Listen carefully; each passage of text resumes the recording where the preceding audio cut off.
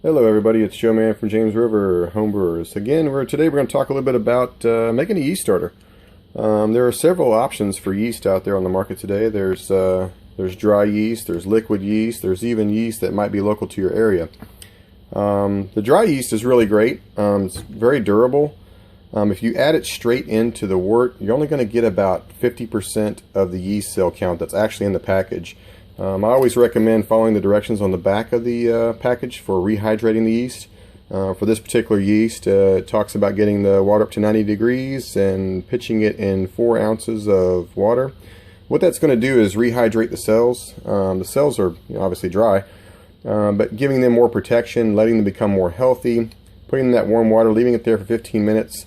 And what I like to do is use a sanitized bowl, and I use a chopstick. A sanitized chopstick, and the reason why I use that is to kind of whisk it up, kind of break up those clumps of yeast so that the water can permeate all the yeast that come out of the package. Gets me pretty good results when I use dry yeast. The thing I like about dry yeast is it is very durable. It is one of the items that I keep in my emergency pack, which I'll discuss in a later session. I have an emergency pack for when my brew shop's not open, things that I could run out of, and it's always good to have a package of dry yeast around for just said emergencies. A little bit about the liquid yeast. The two ones that I'm very familiar with and that I've used a lot is White Labs and Yeast. The White Labs, and this is some of their older packaging, they're getting ready to change. Filming this mid to late 2014, they're getting ready to switch over to pure pitch packages where the yeast has never touched the environment. I'm excited to see what that's going to be like. I'm really looking forward to brewing with that. But these packages right here, I found just pitching it straight into the wort after I've made my beer, it just was kind of slow to take off, and it worked okay until I started making starters, which is what we're going to talk about a little bit later. But making starters with yeast is highly important. I recommend it on every batch unless you're doing like a gallon size or whatever. Then I started working with the Yeast pack activators. They're admirably called smack packs because what you do when you get this package, it's really thin, and I've already obviously smacked it and got it activated. And there's a little activator inside. When you do that, it makes the yeast come alive. It makes them viable. There's nutrients in there. There's other wonderful stuff to get those yeast going.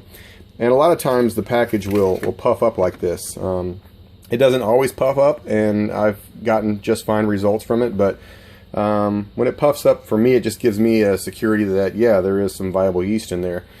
Even with this activator pack, I still like to make a starter, and here's my reason why. In this particular thing, they claim there's 1 billion yeast cells. In these packages, I believe it's 1 billion yeast cells, and I like to overpitch as much as possible. I've read a lot of stuff that says it's almost impossible to overpitch yeast.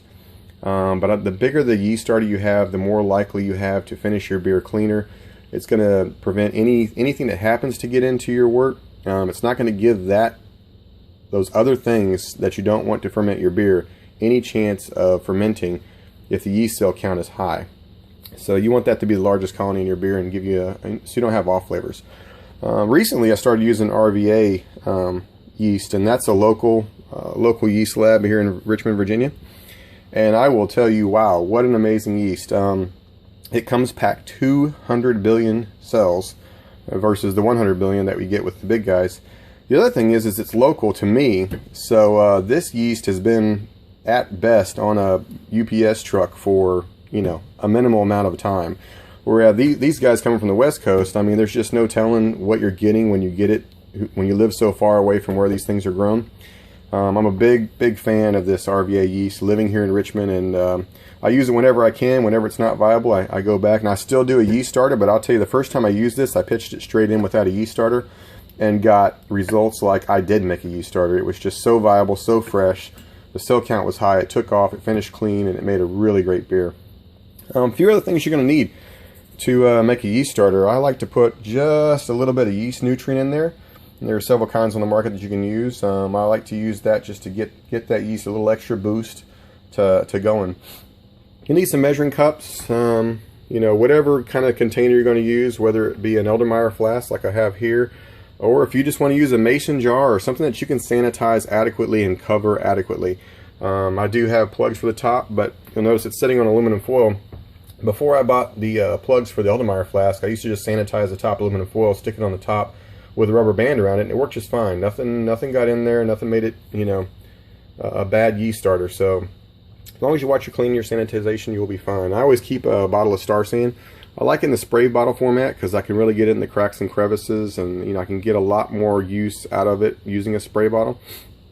And then of course when you're making your yeast starter, you're going to need some measuring cups, but a nice sized pot. And then what I like to do with my pot is have a pot that's slightly bigger to set it in an ice bath once I want to chill it down. So you'll make it just like you do with your beer.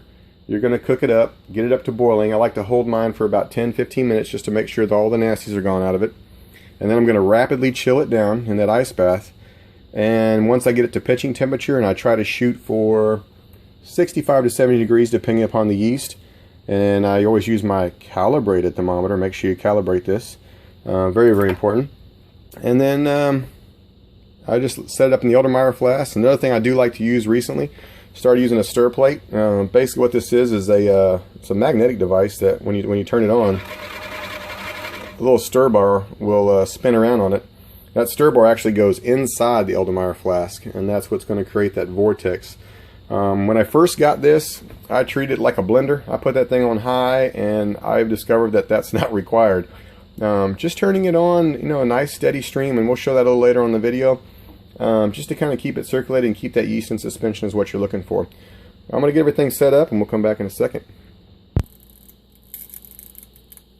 Okay, one of the things I like to do when I bring home my dried malt extract, and I always try to get the light dried malt extract, is I like to take a double locking Ziploc bag and go ahead and dividing up that bigger package into my yeast starters.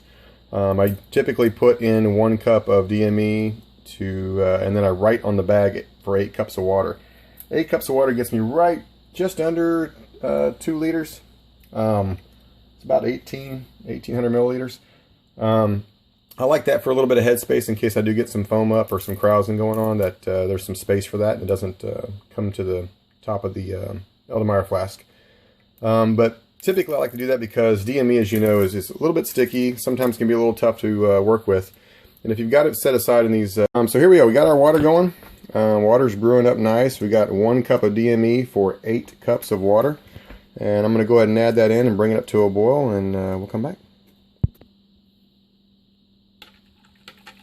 Alright, I'm mixing it up really good, getting rid of all the clumps, and just like with a regular beer, you want to watch for a boil over and adjust your temperature rather quickly with this much space.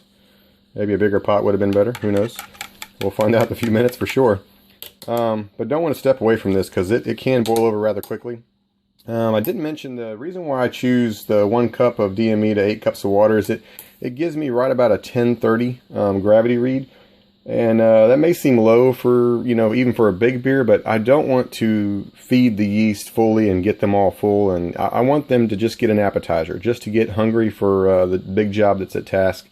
And I typically make these starters anywhere from 24 to 36 hours before I get ready to use them. So plan accordingly. I am using the Smack Pack today. I did went ahead and run some sanitizer, sprayed some sanitizer on the top of my Smack Pack. And I'm also going to spray some sanitizer on my scissors that I'm going to use to open the Smack Pack. So when I do get it brought down to temperature, the package will be sanitized. There won't be anything hanging out on the package causing me any problems. So I'll go ahead and bring this up to a boil, and we'll be back in a second. Okay, one of the things I really like about my stove when I start to get to that boil over is I can pull it back just a little bit on the burner, and so the boiling kind of stays to one side of the pot, helping it to not boil over. We've had this going for a good 10 minutes now, almost 15 minutes. We're going to take it now and add it to our ice bath. And what I like to do as soon as I get it sitting on the ice bath is take a piece of sanitized aluminum foil that I've already hit with Star San and just cover it up. Just let it sit like that, and until it cools. I can peek underneath there and check it with the thermometer, make sure it's coming along. Once it hits pitching temperature, we'll get it into the Eldermeyer flask. I've already went ahead and took the stir bar and sanitized it, and I've got it sitting in the Eldermeyer flask ready to go. Some people will take the actual wort itself, instead of chilling it this way, they'll throw it right in the Erlenmeyer flask while it's boiling to help sanitize the Erlenmeyer flask, and then set that into the ice bath. A little bit smaller hole to cover, so there are some advantages to that. I like to be able to stir it. This thing will actually melt and drop down inside of the bucket, so I can see as I can kind of see that it's still cooling, and when it stops dropping in there, I can kind of see that it's, time to start checking the temperature. That's why I like to do it this way. So whatever works for you, that's the fun of brewing, is figure out what works for you. We're gonna let this chill down, and we'll come back and show you how to set up the stir plate. Okay, we've got it down to pitching temperature, and as you can see, the pot has landed. That's how I know it's pretty close to pitching temperature. I just checked the temperature; it's setting right at 65 degrees. I'm going to go ahead and take this out. I'm going to add it to my Erlenmeyer flask, which, like I said before, has got the sanitized bar, sanitized Erlenmeyer flask, and even the funnel is sanitized. So get this all set up, put it on the stir plate, and we'll come right back. Okay, got it set in the Erlenmeyer flask. I said before it was about 18 milliliters. I'm a little bit shy of that. As I was pouring it in the Erlenmeyer flask, some of the wort went down the side of the pot, and I'm not trusting anything that comes off the side of the pot. So, going on with the yeast pack, I went ahead and cut just a small hole in the top, kind of give it like a little funnel.